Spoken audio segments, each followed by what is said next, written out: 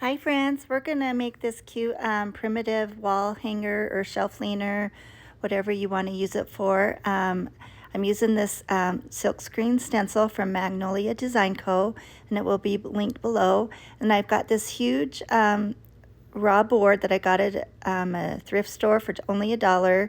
It's about, I measured it and I can't remember, I think it was like 9.5 by 13.5 inches. So perfect. I was so excited when I found it. So I'm going to use my little mix here to age the wood, make it look old and distressed. This, I took a cup of hot water or warm water, a tablespoon of coffee grounds, a tablespoon of vanilla, and then about a teaspoon of black acrylic paint, and just mixed it up and stirred it really well. And now, as you can see, I'm just brushing it all on, getting all over. And the longer it sits, it goes a little bit darker, I've noticed. But I'm just kind of getting the whole thing covered, and then I will take a paper towel and just wipe off the excess. I'm loving this technique lately. I love the color it comes out. It looks stained, but also like old barnwood. It's just a nice old vintage color. So I'll lift it up and get the edges a little bit better. But it's a real liquid, as you can see, watery liquid. Goes on nice and quick and easy. You just wipe off the excess, super easy.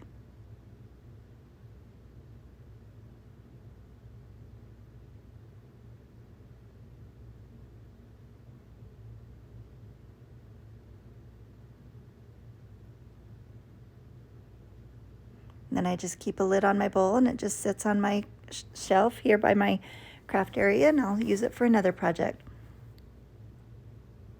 So I'm going to give this a thorough dry, and I love the way it turns out, and I'm going to set that aside. I've got this muslin. I got a whole big package of it on Amazon, and it's perfect.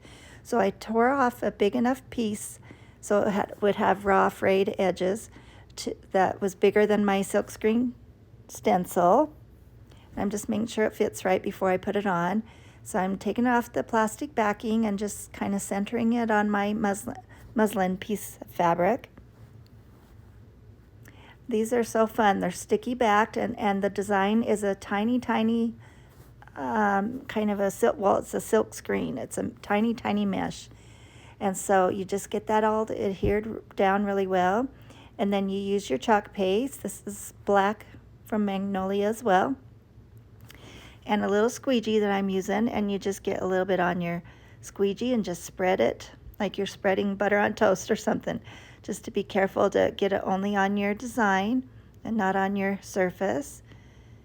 And just go over the entire thing. Make sure every little spot of the design has been touched with your chalk paste. So the squeegee just pushes it down in that design, pushes it down onto your surface.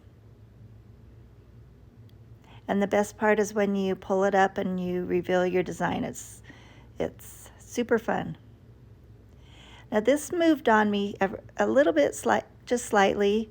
I must not have had it completely stuck down in all the places, but it wasn't too bad. And then there was a couple spots that didn't get it very well. So there's a couple things you could do. I could have laid it down, right back down, exactly in the same spot, and went over those spots that didn't get it very well. But what I chose to do, so I went off camera first and I washed my silkscreen stencil. So usually I have a little bin of water that you can just slide it right into, because you want to take care of those stencils and not let the paint dry, the chalk paste dry inside the mesh screen. So now I'm drying it thoroughly, just completely drying it. And to fill in, first I'm going to iron it because it was a little, well, it just needed a little bit of ironing and flattening out. So I'm just using my little mini heat press and some parchment paper. So now I'm going to work on those parts that need fixed. So I'm just using my Bedham acrylic markers. I'm using the black. These are dual tipped. So there's a fine tip, which I'm using, and a little bit wider tip. I get these on Amazon. But these worked out perfectly. I'm just filling it in those spots that didn't get enough of the chalk paste on it. So I'm filling in those little leaves at the bottom. The U and the R were a little bit missed spot, so I filled that in, and a tiny little spot on the house, so I filled that in. And I'm just fixing those leaves, and you can't even tell.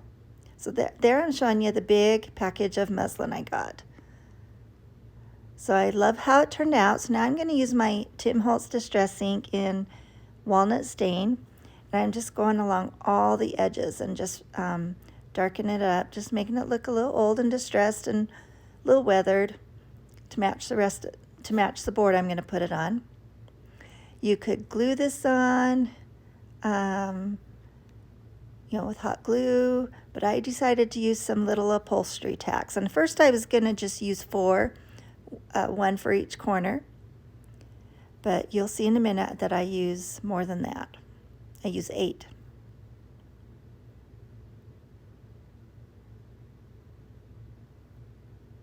And I think that was just the perfect touch it needed, just to get those edges.